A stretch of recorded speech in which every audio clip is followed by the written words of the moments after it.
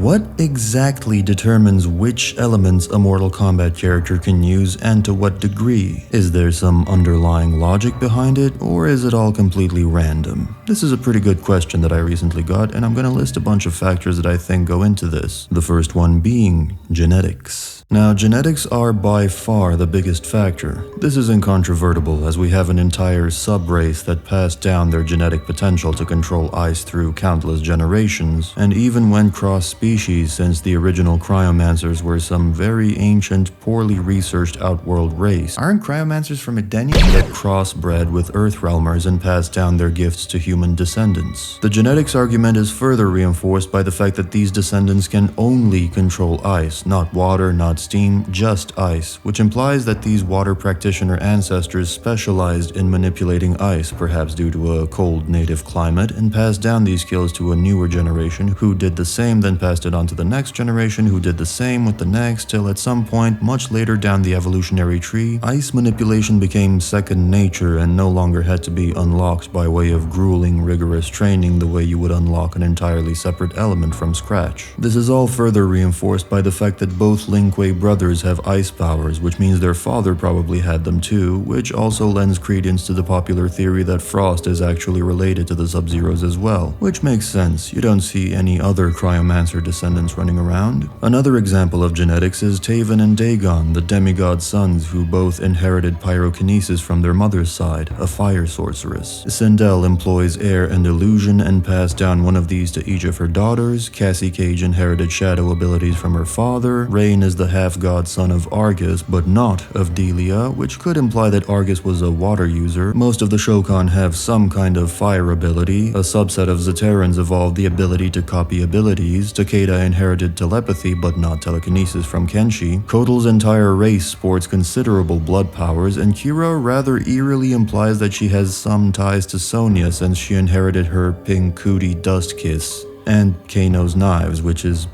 disturbing. Then there's the god side of genetics, with gods like Raiden and Fujin displaying such proficiency in a single element that they practically embody it. Fujin's proficiency with airbending is second to none, while Raiden at times almost looks like he's made of lightning. This is another way of playing the evolutionary game, because the usual way is to breed, pass your genes along to a newer generation, and then have them do the same again and again, over and over ad nauseum, until you end up with genetic adaptations much like the cryomancers we discussed earlier. But for beings who are more or less immortal in that they don't die from old age, they don't need to play that game. They can just hone their skills over millennia until they practically become one with their chosen element. And this is where it gets even more interesting, because you can then combine the two evolutionary methods to supercharge someone's evolution, because gods can, duck duck go too. So you have a being who's perfected their own evolution over 100,000 years, passing down those genetics to their offspring, who can then take it to the next level and do the same, and you get the idea. It's broken as fuck. This makes people like Rain extremely powerful and dangerous, and then of course there are theories that guys like Tremor are maybe of such divine descent, because he seems about as powerful as a full-blown elemental god, if not more, and this idea of bloodlines is one of many juicy avenues that the games could lean into more heavily. But the broad point that I like about all of this is that, in theory, anyone can get to god tier if given enough time. My idea of the gods of Mortal Kombat is that there isn't anything inherently special about them. No magical aura, no divine essence, no convenient MacGuffin sparkle dust that separates them from the rest. They are simply people who have found a way to circumvent mortality and who have been tapping into and mastering these elemental energies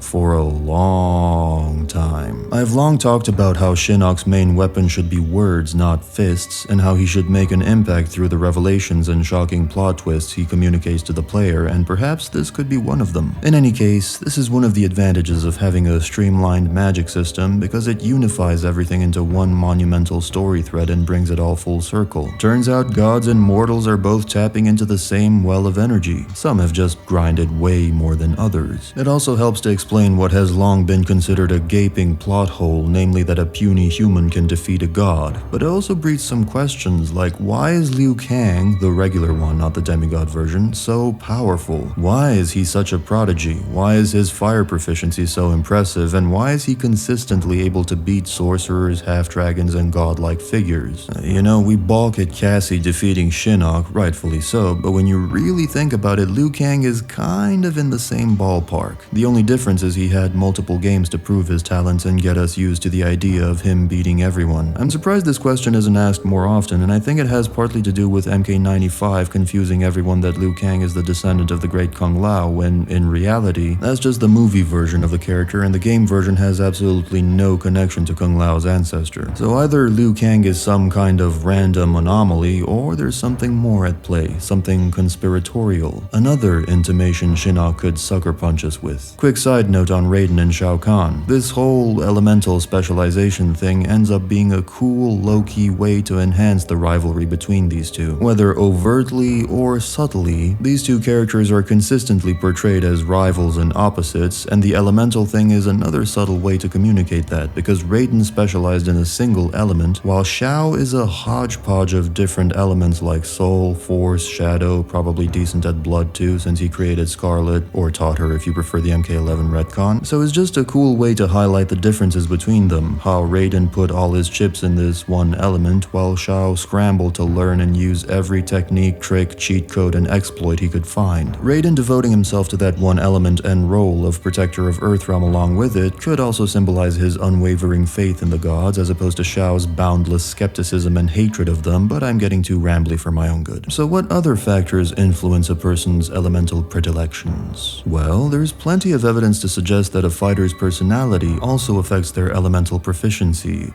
To a degree. Scorpion's a hothead, Sub-Zero's a highly adaptable killer and or good guy, but also a cold calculated motherfucker. Liu Kang has a forthright, warm, inspiring personality. Kung Lao and Fujin are very spiritual, free-spirited, sometimes fickle and moody people. Kitana has the air, of royalty about her and considers herself above everybody else. Cabal is good at running away from his past, values freedom, and is quick to jump on opportunities. Rain is very fluid with his mindset and allegiance and just can't figure himself out or stick to one path. Raiden is mercilessly zealous, and in other interpretations he also has a lightning-fast wit. Melina's devious and has to hide her true nature a lot. Johnny and Jade have both a devious and a forthright side to them, and actually, I should explain that one, because you might not have heard me ramble about Shadow in other videos. Unlike what the name suggests, Shadow is actually about density. Practitioners can make themselves or just various body parts of theirs more dense and thus harder, yes, including parts of you that you don't use in the bedroom, you animals. Or, if you're more advanced, you can make matter less dense to the point of intangibility. Think Shadowcat from the X-Men. At the extremes, you have actual matter projection on one end, i.e. constructs or clones of yourself, and on the other end, you have a super low molecular density such that stuff can pass through you. A highly advanced user like Noob can project a cloud that messes with other people's tangibility and makes their attacks not connect. This is actually doubly insightful and fitting for these two characters because Johnny is a joker, true, but beyond that and the paper-thin celebrity act, he's a pretty solid, pun, dude, a forthright individual that wears his heart on his sleeve, while Jade is way closer to the middle point between deviousness and forthrightness. She's wily, she toys with you, she loves her realm and her friend, but she's also an assassin, and her usage of Shadow reflects all of this, because she can use the standard Shadow Kick, more density, but she can also make projectiles pass through her, less density. Yet Johnny can only increase density, not decrease it. Shadow Kick, stun double constructs and the like, because he's, again, far less subtle and more forthright than Jade is. Now, you could say that all of this is just the writers tapping into some symbolism and it shouldn't be considered in-universe lore, and fair enough, but there's a fair amount of consistency here. The Fire characters mostly being overtly powerful, imposing, magnetic, and or domineering like Goro, Onaga, or Liu Kang, which By the way, Tanya being a dastardly, duplicitous, devious piece of shit and a fire character still doesn't break the rule, because in my eyes she was supposed to be a bright star, a shining light of Edenian politics, the daughter of an ambassador, yet she made some bad choices and ended up in a position where she had to lie, cheat, and steal to survive. Shang Tsung is another exception, since he used to be human and potentially a champion of Earthrealm but got seduced by the dark side, and he's also meant to be Liu Kang's evil doppelganger, so it makes sense for him to use fire. Not that this is all about morality, but more about being direct versus being sly, and Shang has definitely evolved into a sly fox throughout the centuries. But yeah, other than exceptions like those, Liu Kang reinforces this, Scorpion reinforces this, he's more of an anti-ninja than a ninja. Watch this video to catch my drift. He's much more about honor and loyalty and has a code. If Scorpion's life depended on him staying hidden in a pit full of clerics, necromancers, and god killers, and one of them started saying that Sub-Zero would beat Scorpion in a fight, Scorpion would get up, blow his cover, and go, "That's cap, man, get over here and take that back," before proceeding to get exorcised out of the fucking cosmos. Although if this is all true, then it doesn't paint Sindel in a very flattering light, given her scream in your face like you're a deadbeat husband powers, which now makes me think that the tragic suicide of the queen wasn't actually a suicide and that Shao Kahn just killed her because you wouldn't shut the fuck up. What a magnificent empress she would make. Edenia had an empress. But my mother died, didn't she? Yes.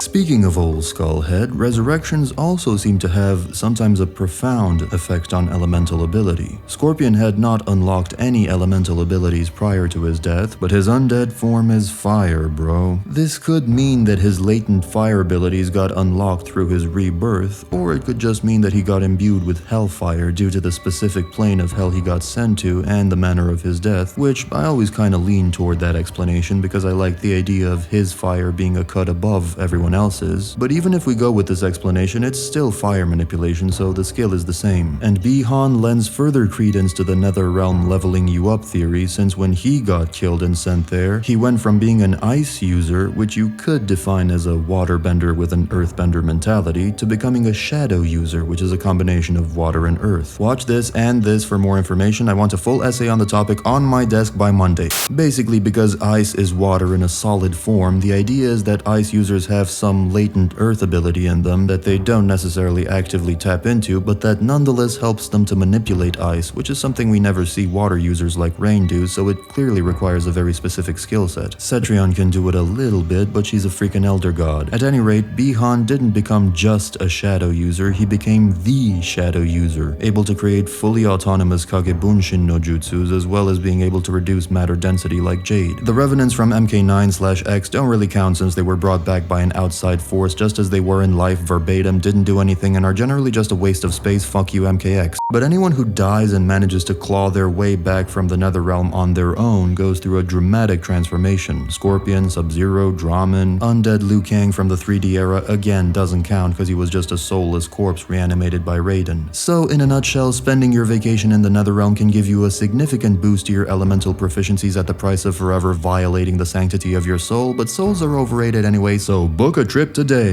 As an extension of the previous point, elemental powers that have similar properties seem to be easier to unlock, like the earth and ice example. One is water, the other is earth, yet in that particular form and context, they're both matter in a solid state, so while generally these two elements couldn't be further apart, in this circumstance, it makes a certain kind of sense that Bi-Han would have the necessary skills, mentality, and predilections to tap into some earthiness. Air and fire are similarly related. They're both gases, they interact with each other in specific ways, so it makes sense for Cabal, an air user, to have a couple smoke moves in his arsenal, or for Smoke, the ninja not the element, to perhaps evolve some fire or air skills later in his arc. Johnny Cage uses shadow kicks and force balls, the common element between the two being water, which befits the facetious, flamboyant superstar that Johnny presents himself as, and the earth and fire editions paint him as a fairly holistic masculine figure. Liu Kang unlocked his yin-yang stances in MKX, which, as I explained in another video, actually consists of light and force. Light is an advanced byproduct aspect of fire, while force is once again fire and water. And that makes sense. Liu is a pretty upbeat, bright, fiery, inspiring individual, but also chill, mellow, and adaptive in conversations, hence the dash of water mixed into his arsenal. In that particular case, it's also because fire and water are commonly considered opposites, and that's what the yin-yang variation is all about, separating the positive and the negative, mastering not just your main element, but also tapping into its opposite. And the last thing that might or might not affect this is destiny. Again, going back to Liu Kang, he seems like he was destined to become this almost messianic figure that saves Earthrealm, stands up to usurpers and tyrants, and conjures up fire dragons, painting him as a draconic figure, an unwitting champion of a bygone race in their eternal war against the usurpers now calling themselves gods, which might imply that there are forces we don't understand that decide who gets what powers, and that there's a self-regulating cosmic furnace at the root of all of this that governs the realms and decides what happens to them, and blah.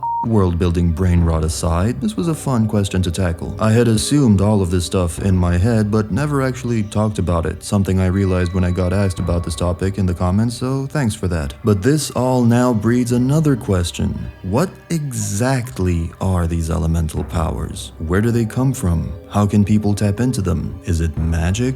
What the fuck does magic even mean? Is it a naturally occurring physical, chemical, or cosmological phenomenon within this mythos? What is the origin of elemental powers in the Mortal Kombat universe? And the answer is the